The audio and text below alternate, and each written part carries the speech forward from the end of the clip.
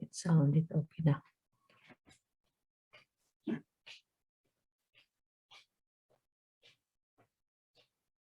Okay. Good afternoon. Hello. Good afternoon, Doc. Okay. So we can now start. Our topic for this afternoon is about anti-seizure drugs.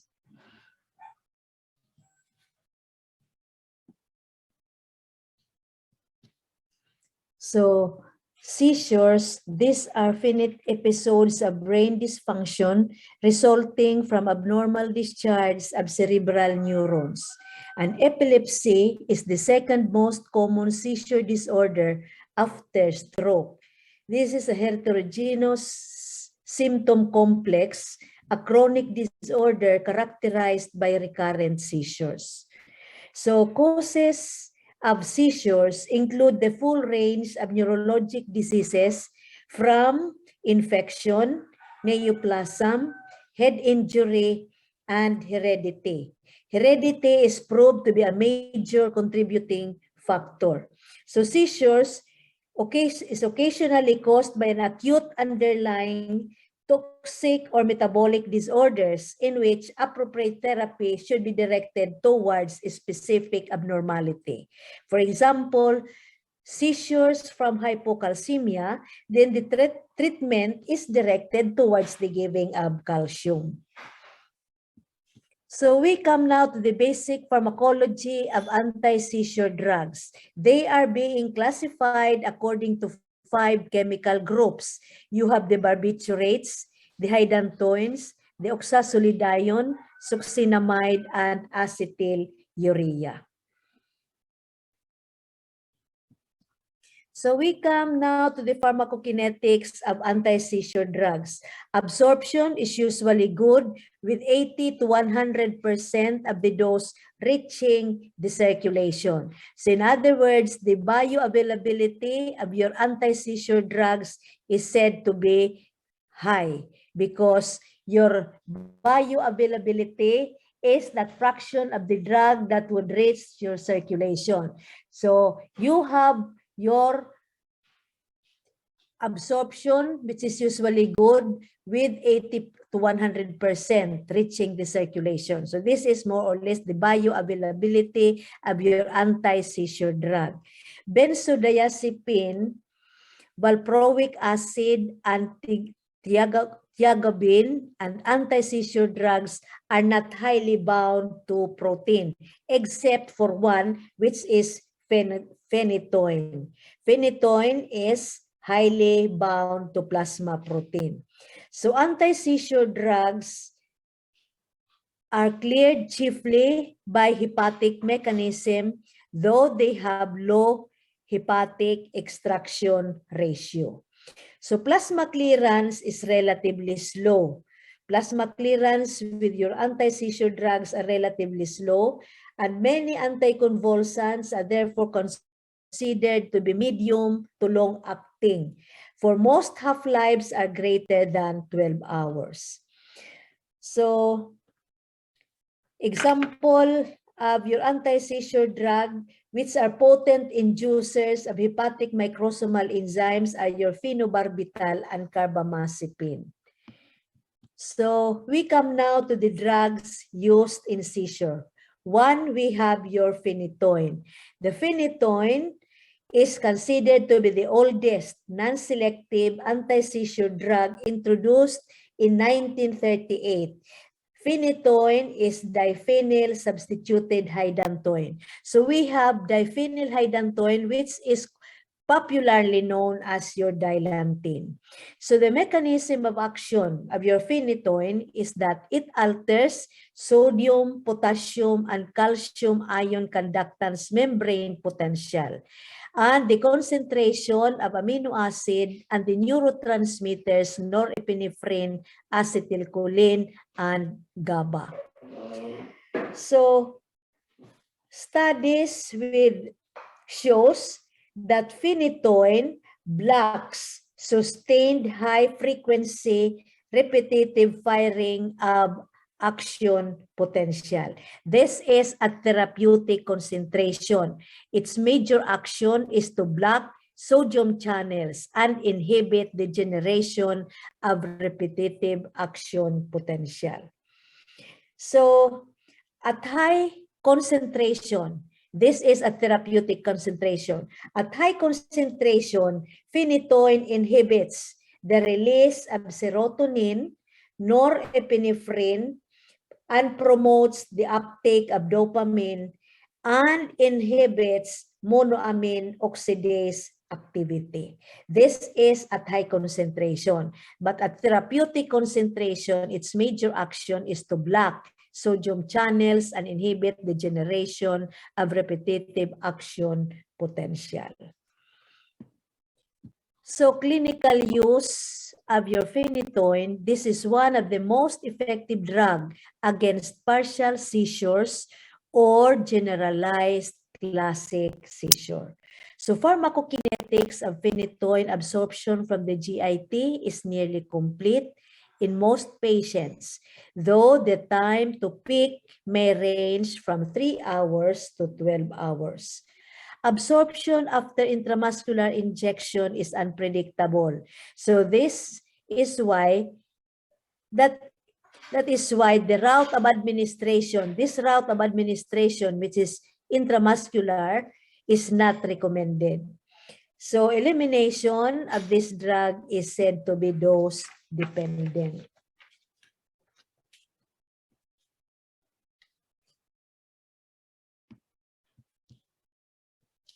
So elimination of phenytoin is said to be dose dependent. So at very low blood levels, phenytoin metabolism is proportional to the rate at which the drug is presented to the liver. So at very low blood level, phenytoin metabolism is proportionate to the rate at which the drug is presented to the liver. This is the first order metabolism. So as the blood level rise within the therapeutic range, the maximum capacity of the liver to metabolize phenytoin is approached. So as the blood level rise within the therapeutic range, the maximum capacity of the liver to metabolize phenytoin is approached. So increases in the dose, even though relatively small, may produce a very large changes in phenytoin concentration. This is the half-life of the drug increases markedly, so that a steady state is not achieved. So increases in dose, even though relatively small, may produce a very large changes in phenytoin concentration. So the half-life of the drug increases markedly, so that steady state is not achieved. Why? Because the plasma level continuously rises. So what would be the implication of this? Patients quickly develop symptoms of toxicity. So steady state is not achieved because the plasma level keeps on rising. So the patient quickly develops symptoms of toxicity. So therapeutic level and dosage of phenytoin. Oral therapy is started, and it is common to begin in adults at a dosage of 300 milligrams per day, regardless of the weight of the patient. And the therapeutic,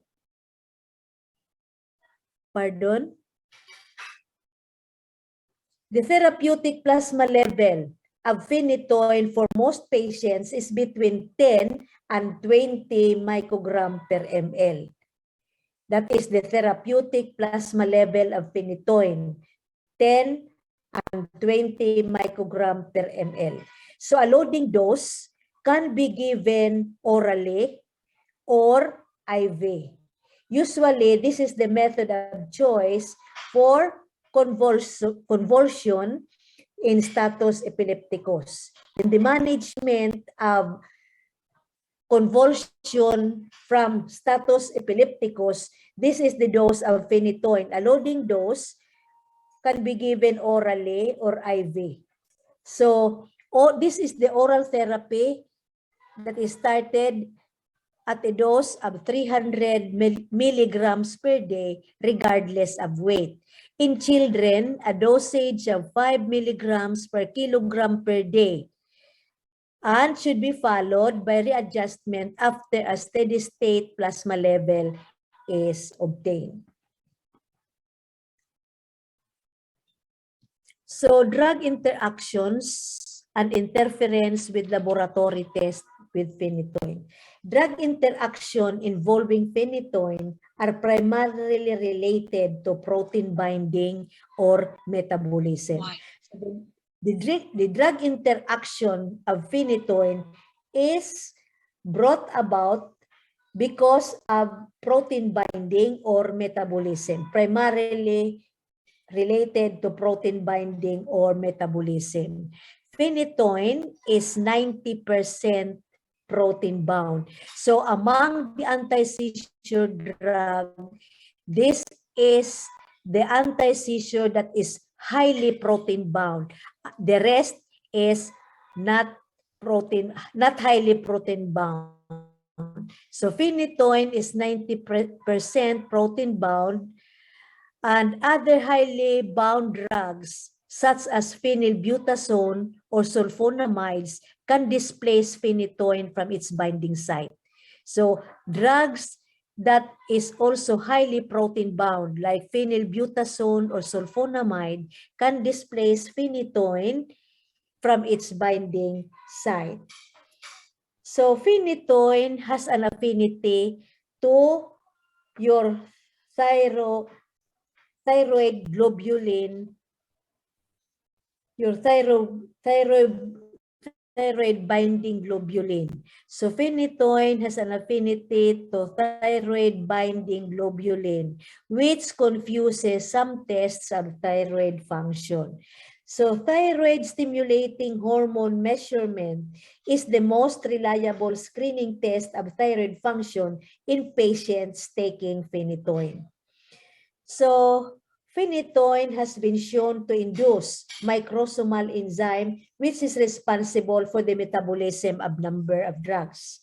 So phenobarbital and carbamazepine cause a decrease in phenytoin steady state concentration through induction of hepatic microsomal enzyme. So phenobarbital and carbamazepine, and another anti-seizure drug, cause a decrease in phenytoin steady state concentration through induction of hepatic microsomal enzyme. Isoniazid or your INH would inhibit the metabolism of phenytoin, resulting to an increase in steady state concentration when the two drugs are given together.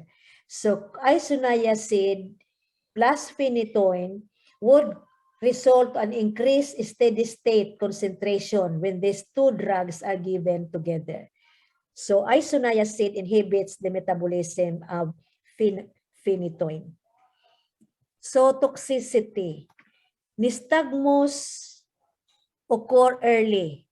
So the early signs of toxicity for phenytoin is nystagmus, but this is not an indication of decreasing the dose. Diplopia and ataxia are the most common dose-related adverse effects which would now require dosage adjustment. Sedation occur usually only at considerable high levels of your phenytoin. So at high levels of phenytoin, then the adverse effect would be sedation. So early manifestation of toxicity of phenytoin is nystagmus, which usually does not necessitate decrease in the dosage of the drug. So diplopia and ataxia are the most common dose-related adverse effect that would now require dosage adjustment. So the appearance of diplopia and ataxia would require now dosage adjustment. When there is a considerable high level of your phenytoin, sedation would now sets in. Other effects of your phenytoin is gingival hyperplasia and hirsutism. This occur to some degree in most patients. Long-term chronic use of phenytoin may also result in abnormalities in vitamin D metabolism, leading to osteomalacia. This occurs only during long-term chronic use of your phenytoin. It would result to abnormalities in vitamin D metabolism, leading to osteomalacia.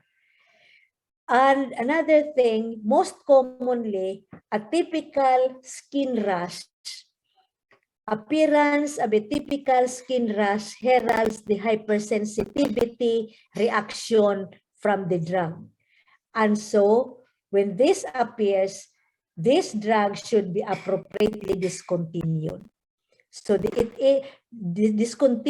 drug phenytoin should be discontinued when there will be an appearance of a typical skin rash, because this would mean that the appearance of this, there would be now the hypersensitivity reaction from the drug would now sets in. So you should discontinue the use of phenytoin. So we come now to carbamazepine. Carbamazepine is related to imipramine. Imipramine is an antidepressant drugs. A tricyclic compound effective for the treatment of bipolar depression. So carbamazepine has a tricyclic component, so which is effective for the treatment of bipolar depression. So it is also used initially. Carbamazepine is used initially for the treatment of trigeminal neuralgia, but now it has proved to be useful for epilepsy. So mechanism of action of your carbamazepine, it also, like phenytoin, it blocks sodium channels at therapeutic concentration and inhibit high frequency repetitive firing in neurons. So, like phenytoin, its mechanism of action is the blocking of your sodium channels at therapeutic concentration and inhibit high frequency repetitive firing of neurons. This is also the mechanism of action of your phenytoin. So on this aspect, this carbamazepine and phenytoin has the same mechanism of action. Aside from this, carbamazepine acts presynaptically to decrease synaptic transmission. So these effects, not efforts, these effects would probably account for the anticonvulsant action of the drug.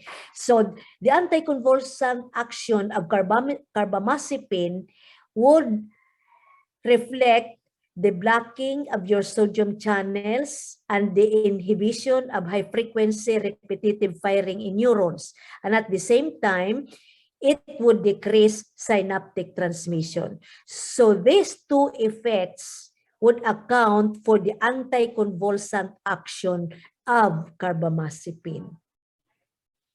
And another thing, carbamazepine inhibits the uptake and release of norepinephrine from the brain, but this does not influence GABA uptake. It inhibits only the uptake and release of norepinephrine from brain, but does not influence GABA uptake. So clinical use of carbamazepine considered to be the drug of choice for partial seizure. But this drug can be used together with phenytoin in many patients who are difficult to control this partial seizure. So carbamazepine is the drug of choice for partial seizure. But if the partial seizure cannot be controlled, carbamazepine can be used together with phenytoin for this purpose. So again, this drug is useful in patients with mania or with bipolar disorder. So pharmacokinetics of carbamazepine, absorption is almost complete. Peak levels are usually achieved 6 to 8 hours after its administration. The drug is distributed slowly.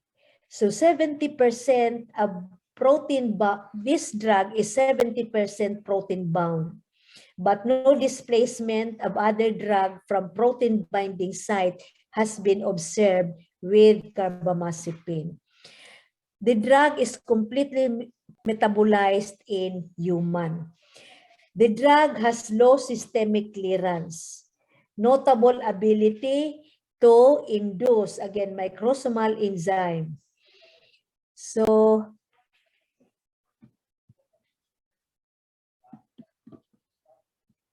therapeutic levels and dosage of carbamazepine.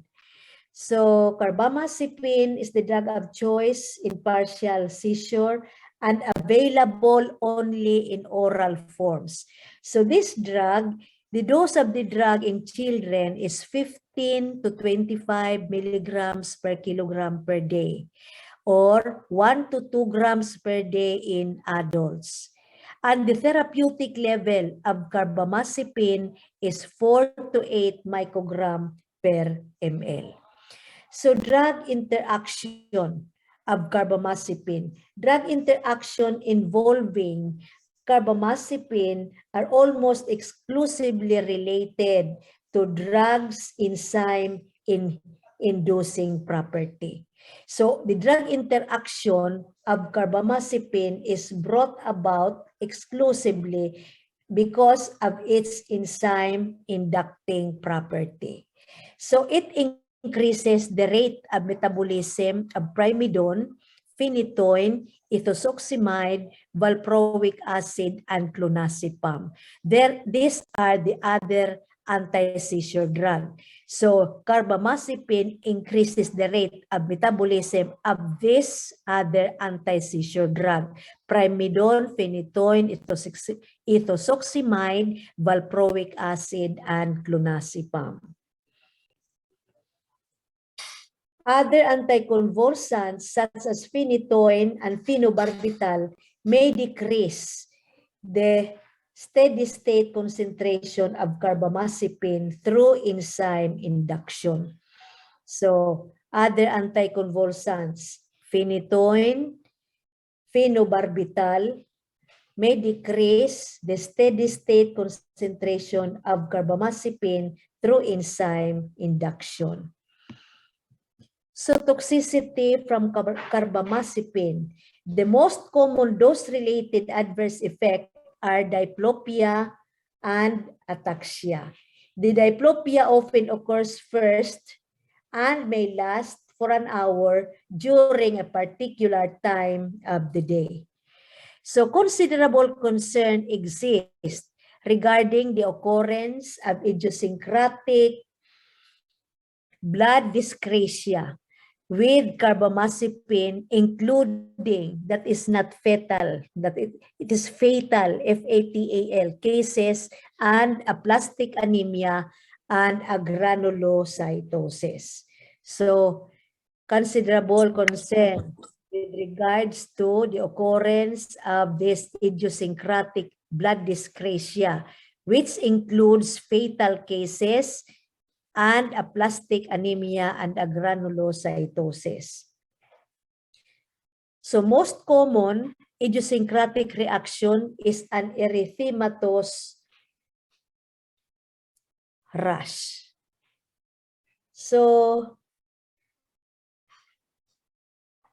those are your toxic reaction from your carbamazepine. So we come now to the next anti-seizure drug, which is phenobarbital. This is the oldest of the currently available anti-seizure drug. So we have 4 derivatives of barbituric acid. These are derivatives of barbituric acid that is clinically useful as an anti-seizure drug. So barbituric acid, these are anti-seizure derivative of barbituric acid, because barbituric acid can also, some of the barbituric acid derivative are used in anesthesia, like your thiobarbiturates or your thiopental, your methohexital. But this barbituric acid derivative are the anti-seizure drugs. You have phenobarbital, mephobarbital, metharbital, and primidone. So phenobarbital, mephobarbital, and metharbital, these are similar, so that these are being considered together. So when you talk about phenobarbital, mephobarbital, and metharbital, they are considered to be similar. So the mechanism of action. The mechanism of action of phenobarbital, the exact mechanism, although it is not clearly known, there is some suggestion that there is so-called enhancement of the inhibitory processes and the diminution of excitatory transmission. So this is one of the suggested mechanism of action: enhancement of the inhibitory processes and diminution of excitatory transmission. Again, phenobarbital, like phenytoin, again, they share the same mechanism of action, which is suppression of high-frequency repetitive firing of neurons through the action of sodium conductance. But this is in high concentration. At high concentration also, barbiturates block some calcium ion current. So, another mechanism, the mechanism of enhancement of your GABA receptor mediated current by prolonging the opening of your chloride ion channel. So, in other words, again, your phenobarbital blocks the excitatory responses mediated by your glutamate and enhances your GABA receptor. So remember, GABA is an inhibitory neurotransmitter. It is being enhanced by your phenobarbital. While your glutamate, which is an excitatory neurotransmitter, it is being blocked by your phenobarbital. So both the enhancement of GABA-mediated inhibition and the reduction of glutamate-mediated excitation are seen with therapeutically relevant concentration of phenobarbital. So again, I repeat that at therapeutically relevant concentration of phenobarbital, the mechanism of action of phenobarbital is enhancement of GABA-mediated inhibition and reduction of glutamate-mediated excitation. That is at therapeutically relevant concentration.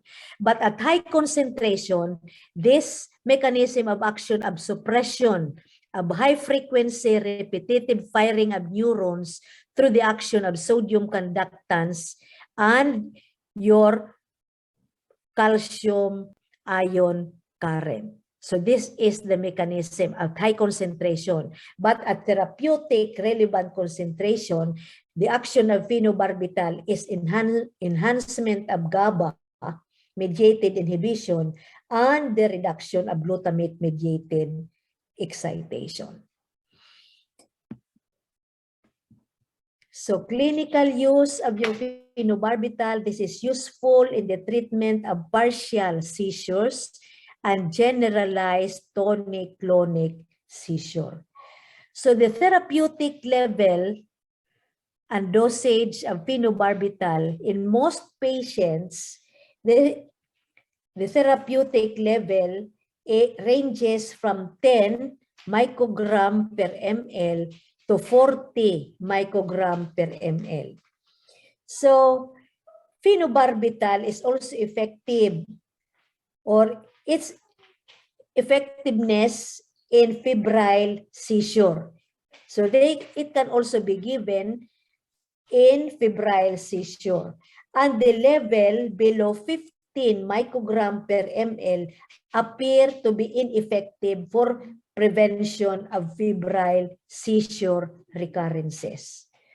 So your phenobarbital is also effective in febrile seizure, but level below 15 microgram per ml appears to be ineffective for preventing febrile seizure recurrences. So we come now to Primidone. Primidone is also a derivative from barbituric acid, but it has been taken separately from phenobarbital and from the rest of the barbituric acid derivative. So Primidone is 2-desoxyphenobarbital. The drug is metabolized to phenobarbital and phenylethyl-malonamide. And these three compounds are said to be active anticonvulsants. So again, Primidone, when its metabolite is phenobarbital and phenylethyl-malonamide. So these three drugs are said to be active anticonvulsants. So mechanism of action. Although the drug is converted to phenobarbital, its mechanism of action may be more like that of phenytoin. So Primidone is metabolized to phenobarbital, but its mechanism of action is more like that of phenytoin. Again, what is the mechanism of action of your phenytoin? It suppresses high-frequency repetitive firing of neurons through the action of your sodium-ion conductance. So that is its action, mechanism of action. So your clinical use of your Primidone, like its metabolite, which is phenobarbital, it is effective against partial seizures and generalized tonic-clonic seizure. So it may be more effective than phenobarbital. So Primidone may be more effective than phenobarbital, but both of them are effective against partial seizure and generalized tonic-clonic seizure. Latest studies, though, strongly suggest that carbamazepine and phenytoin are superior to Primidone in partial seizure. So in partial seizure, the combination of carbamazepine and phenytoin are more superior than Primidone. Pharmacokinetics of Primidone is absorbed completely after oral administration, reaching its peak concentration about 3 hours after its administration. This drug is not highly bound to plasma protein. 70% circulates as unbound. So it is metabolized by oxidation to phenobarbital. So as you have seen, these anti-seizure drugs are absorbed completely after oral administration. As we have mentioned, these anti-seizure have a very good absorption after oral administration. So we have therapeutic levels and dosage of Primidone. Primidone is most efficacious when plasma levels are 8 to 12 microgram per deciliter. So the dosage of the drug is 10 to 20 microgram per kilogram per day. So this dosage of 10 to 20 microgram per kilogram per day is necessary to obtain this therapeutic level of 8 to 12 microgram per deciliter. So toxicity from Primidone is dose-related.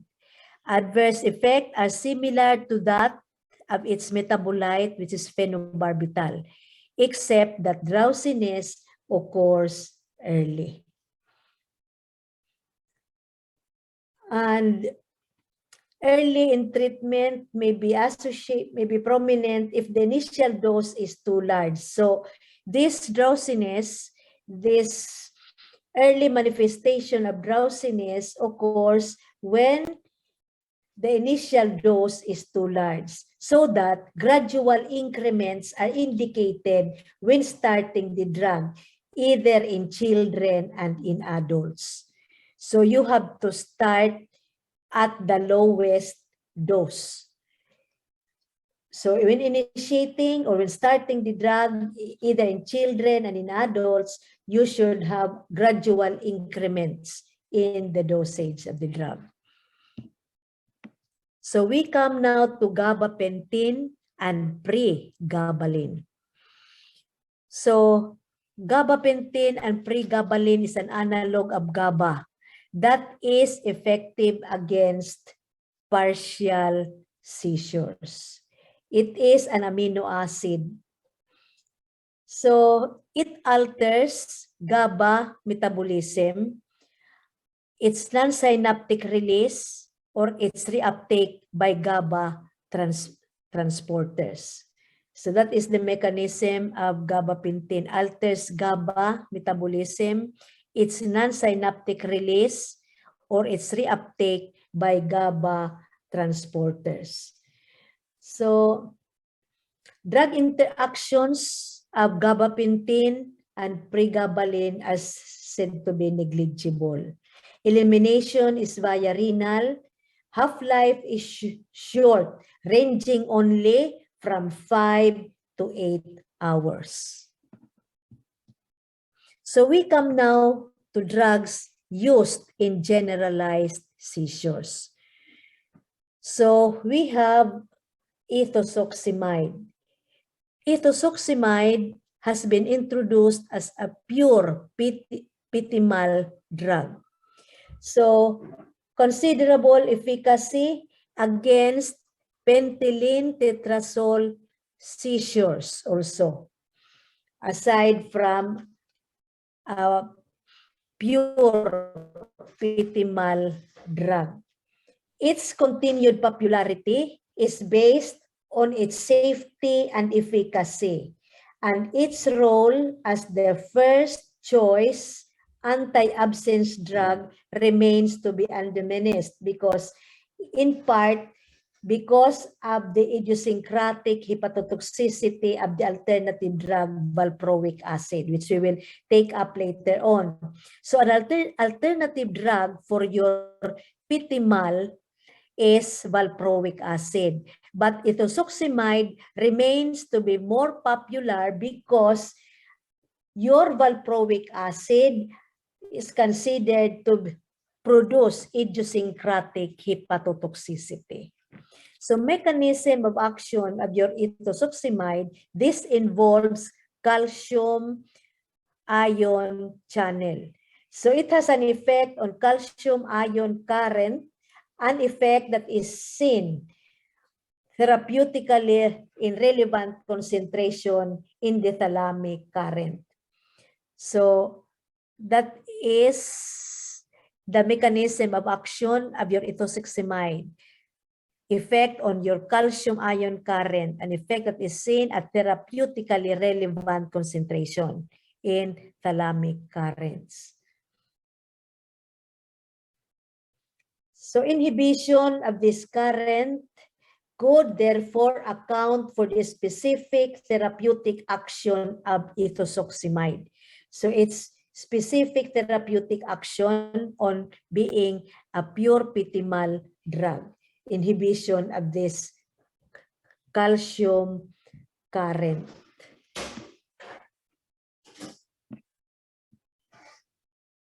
Clinical use, again, of ethosuximide is particularly effective against absent seizure or your pitimal. So pharmacokinetics of ethosuximide peak levels are observed in 3 to 7 hours after oral administration. Again, absorption is complete after oral administration. So has a very low total body clearance as of about only 0.25 liters per kilogram per day.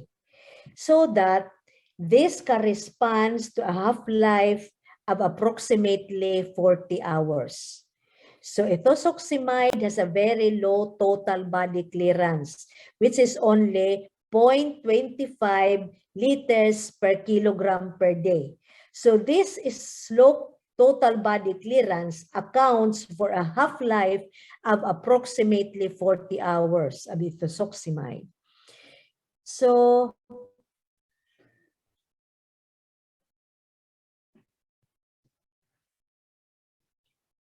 therapeutic level and dosage of ethosuximide, the therapeutic level is between 60 to 100 microgram per ml.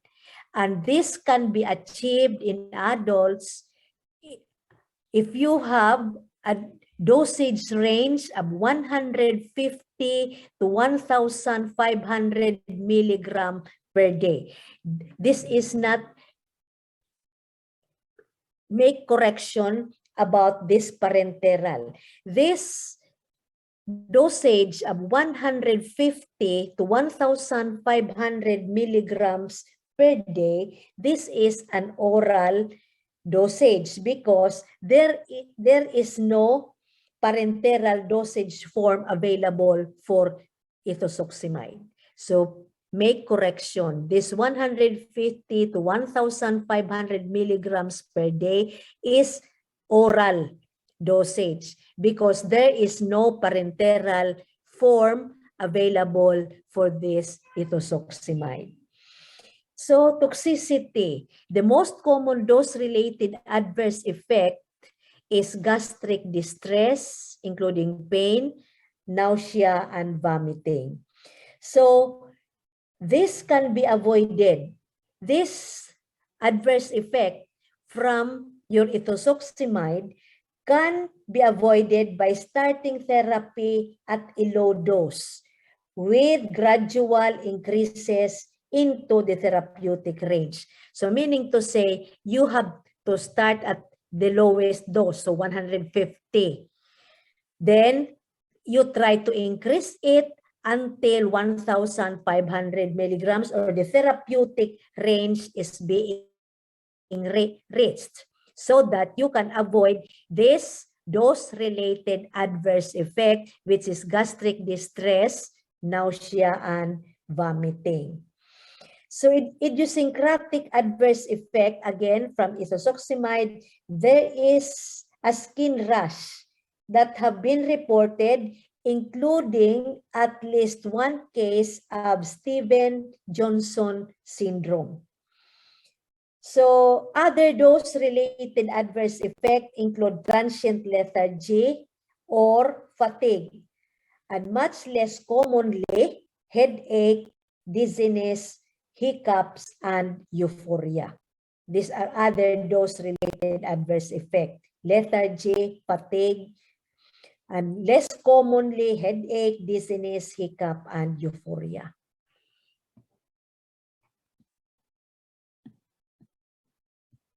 So we come now to valproic acid and sodium valproate. So sodium or valproic acid is one of the series of fatty carbolic acid that have an anti-seizure activity. So this is active against pentylene, tetrazole, and maximal electroshock seizure. So mechanism of action. Like phenytoin and carbamazepine, valproate blocks sustained high-frequency repetitive firing of neurons at therapeutically relevant concentration.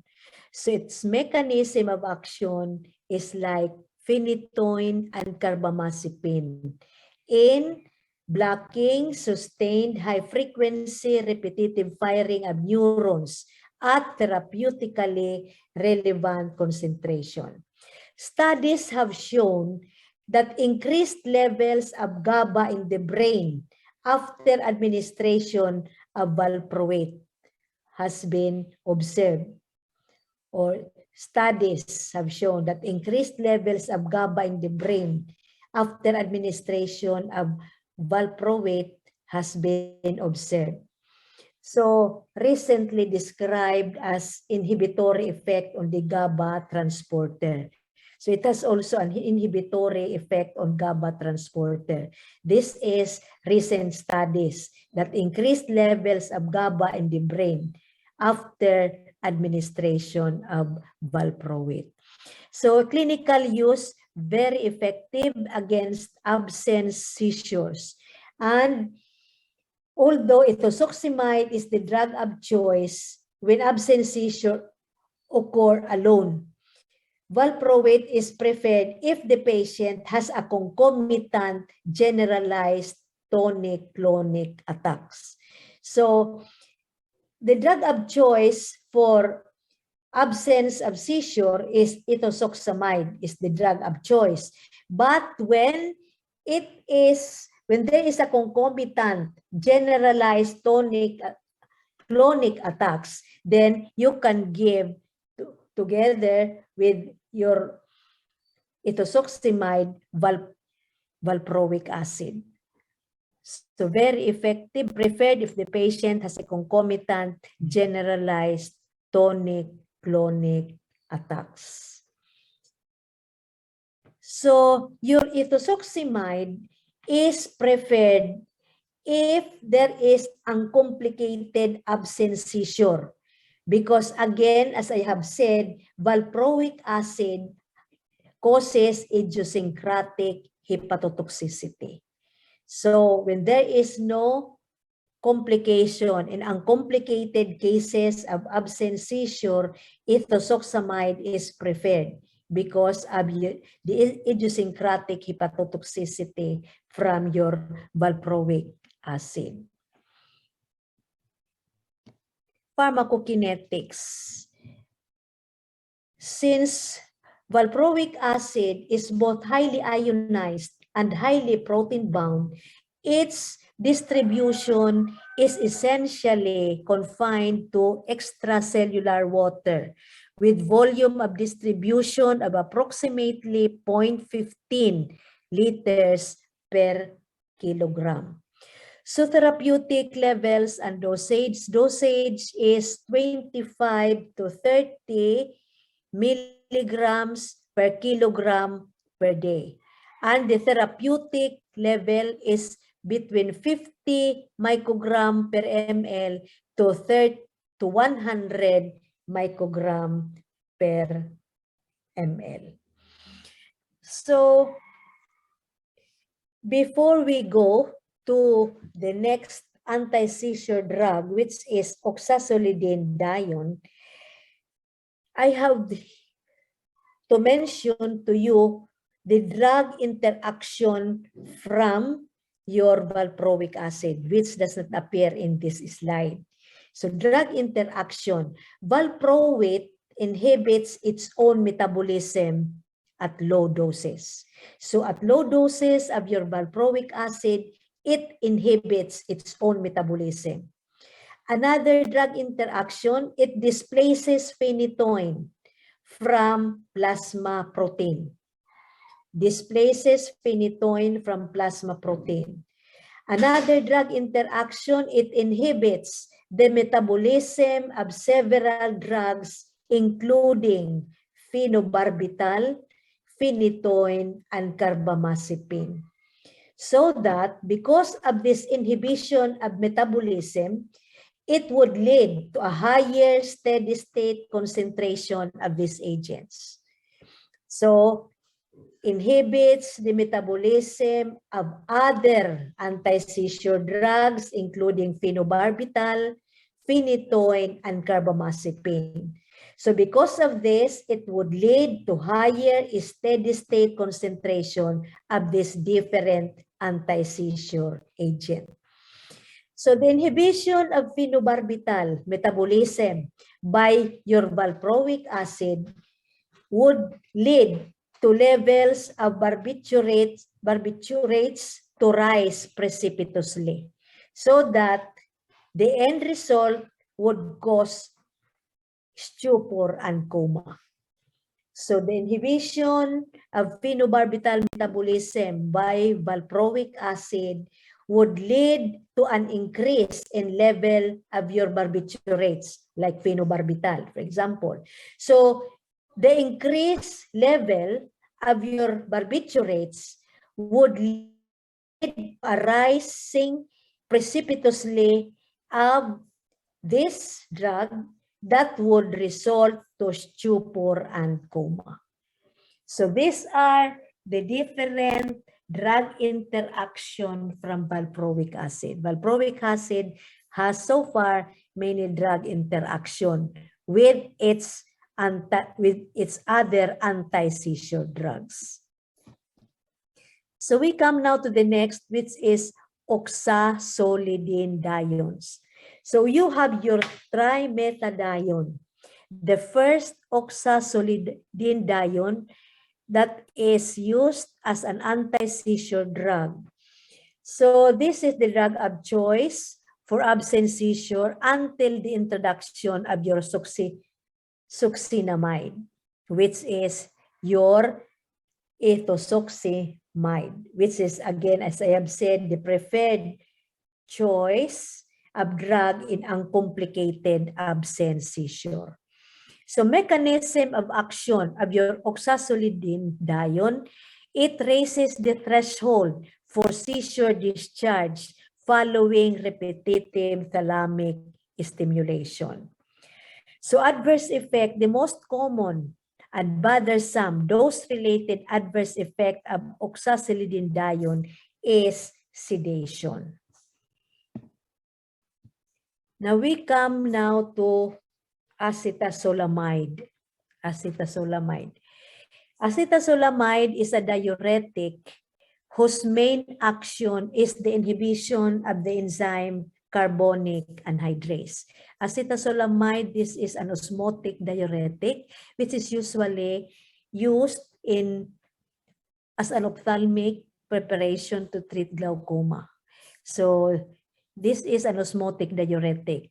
So its main action is the inhibition of carbonic anhydrase.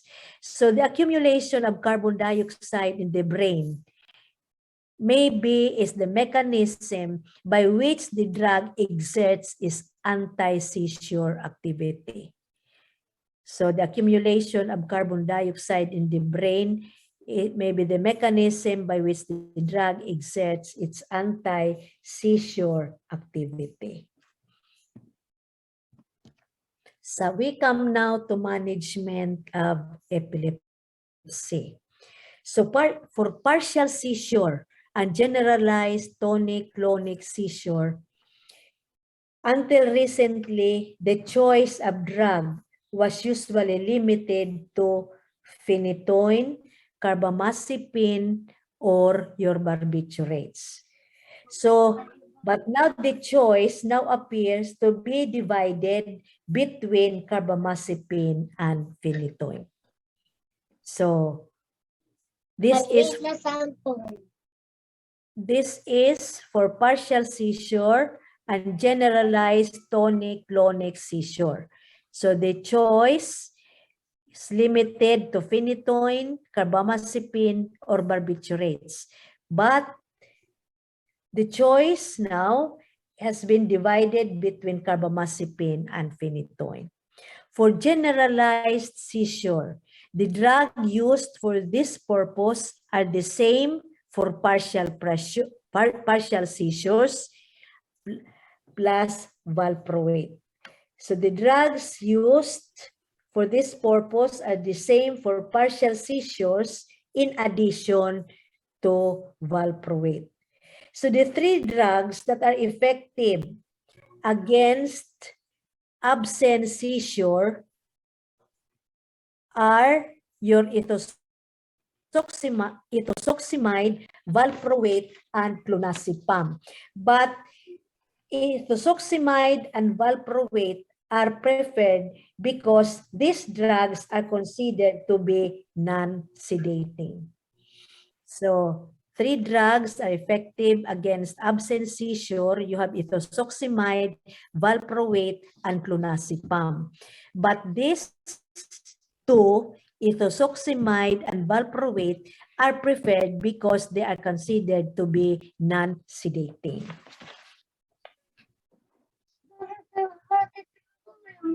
So you have clonazepam, highly effective, but has the disadvantage of dose-related adverse effect and the development of tolerance. This is a derivative of your benzodiazepine. So the drug of choice is again ethosuximide, though valproate is effective in some ethosuximide-resistant patients. So ethosuximide is the preferred. If you have to select, the number one choice is your ethosuximide because your valproate, although it is effective because of its side effect of producing idiosyncratic hepatotoxicity. But valproate becomes effective when the patient is said to be resistant to your ethosuximide. So with regards to specific myoclonic syndrome, they are usually treated with valproate, which is non-sedating and said to be dramatically effective.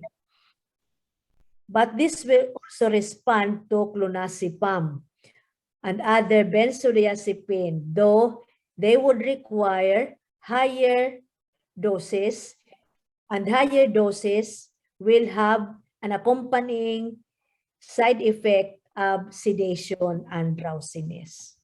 So specific myoclonic syndrome are treated with valproate, non-sedating and dramatically effective. But this could also respond to your clonazepam, which is a benzodiazepine.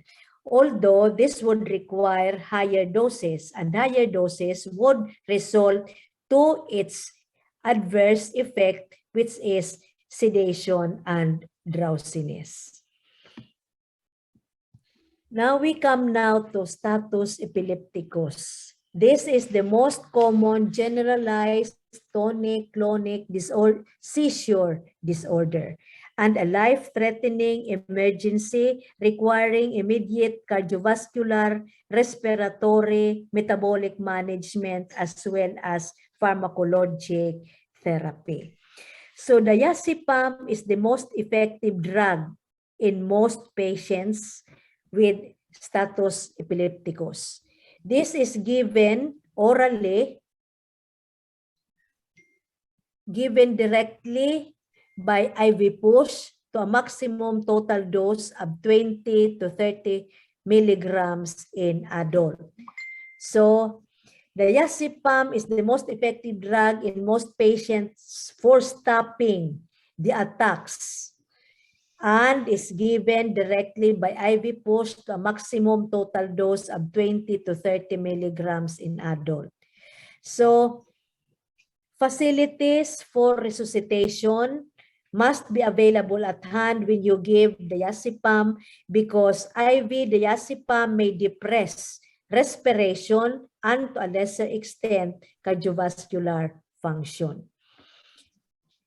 So, the 30 to 40 minute seizure-free interval after giving diazepam would allow more definitive therapy to be initiated. So for patients who are not actively in seizure, diazepam therapy should be omitted and the patient treated at once with a long-acting drug such as Phenytoin. So when patient is not in active seizure, diazepam therapy should not be given. Instead, the patient should be given with a long-acting drug, which is Phenytoin. So until the introduction of Phenytoin, the mainstay of continuing therapy for status epilepticus was IV Phenytoin, which is effective and non-sedating. You have a loading dose of 13 to 18 milligrams per kilogram in adults. It is safest to give them through IV push. And this can be diluted in saline. But you must remember that this drug would precipitate rapidly in the presence of glucose. So when you dilute this drug in dextrose containing IV fluid, then this would precipitate rapidly. So that this should be diluted in saline.